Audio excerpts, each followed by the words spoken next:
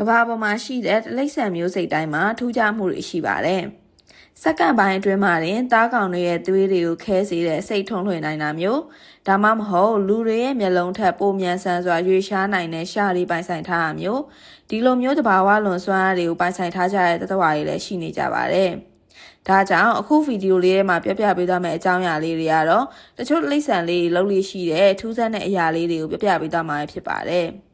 ဒီလိုမျိုးထူးဆန်းတဲ့အမှုကျင့်လေးတွေကိုပြုလုပ်တတ်တဲ့တိရစ္ဆာန်လေးတွေကလူအများနဲ့မစိမ့်တဲ့တိရစ္ဆာန်လေးတွေပဲဖြစ်တာကြောင့်ဘယ်တိရစ္ဆာန်လေးတွေကထူးဆန်းတဲ့အရာတွေကိုလုပ်တတ်လဲဆိုတာကိုကြည့်လိုက်ရအောင်နော်။နံပါတ်1အစားကိုစောက်ထိုးစားတတ်တဲ့ဂျိုးကြနီ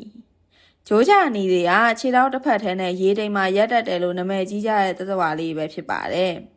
ဂျိုးကြနီလေးတွေရဲ့နောက်ထပ်ထူးခြားတဲ့အရာတစ်ခုဖြစ်တဲ့အစားစားတဲ့နေရာမှာအစာနဲ့အတူစုပ်ယူလာတဲ့ရွှွန့်တဲ့ရေတွေကိုစစ်ထုတ်ဖို့အတွက်နှုတ်သီးမှာရှိတဲ့အမွှေးမြင်တွေကိုသုံးပြုရဆိုတဲ့အချက်ကိုတော့လူတော်တော်များများမသိကြပါဘူး။ဒီလိုအစာကိုစစ်ထုတ်ရတာကြောင့်ပဲဂျိုးကြနီတွေကအစားစားတဲ့အခါမှာဇောက်ထိုးစားကြရပဲဖြစ်ပါတယ်။နံပါတ်2အိတ်ဆက်ချိန်မှာအုံနောက်တစ်ချမ်းပဲအိတ်ဆက်တဲ့လင်းပိုင်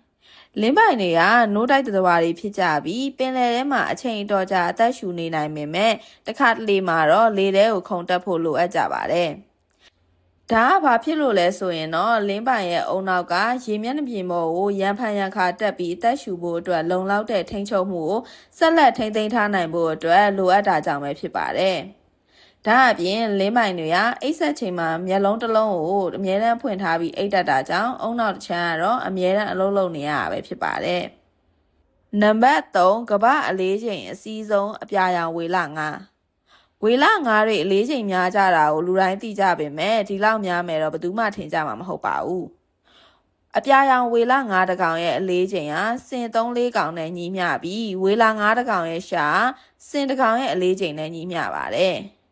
ဒါကြောင့်အပြာရောင်ဝေလငါကတော့ရေနေသတ္တဝါတွေထဲမှာလည်းမကပဲကုန်းနေရေနေသတ္တဝါတွေအကုန်လုံးထဲမှာအလေးချိန်အစည်းဆုံးသတ္တဝါပဲဖြစ်ပါတယ်။နံပါတ်4နူနာယောဂဆွဲကပ်နိုင်တဲ့သင်းခွေချက်အနာကြီးယောဂဆိုတာလူတွေကိုထိခိုက်စေတဲ့ဘက်တီးရီးယားပိုးဝင်တာမျိုးဖြစ်ပြီးမကုသပဲထားမယ်ဆိုရင်တော့အရေပြားအာယုံကြောနဲ့မျက်လုံးတွေကိုဆိုးရွားစွာပျက်စီးစေနိုင်ပါတယ်။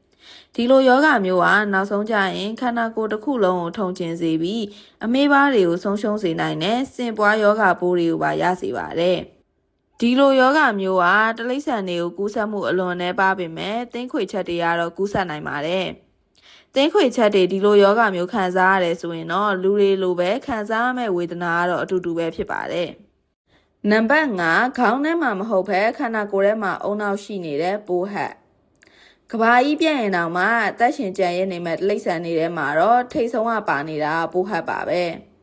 ဒါကဘာကြောင့်လဲဆိုရင်တော့ပိုးဟပ်ကတခြားသတ္တဝါတွေနဲ့မတူပဲသူတို့ရဲ့အုံနောက်ကခေါင်းထဲမှာရှိတာမဟုတ်ဘဲခန္ဓာကိုယ်အတွင်းပိုင်းမှာတည်ရှိနေရဖြစ်ပါတယ်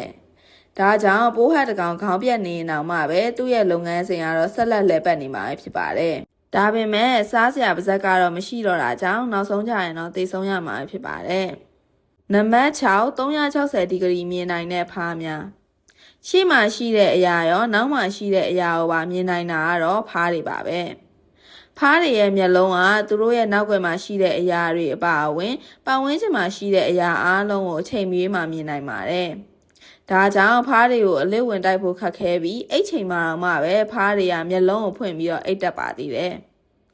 ဖားတွေလိုမျိုး360ဒီဂရီမြင်ရတဲ့မျက်လုံးတွေသာရှိရင်တော့နောက်ကျောကထိုးတဲ့ဓာတ်တွေကိုလည်းရှောင်နိုင်မှာဖြစ်ပါတယ်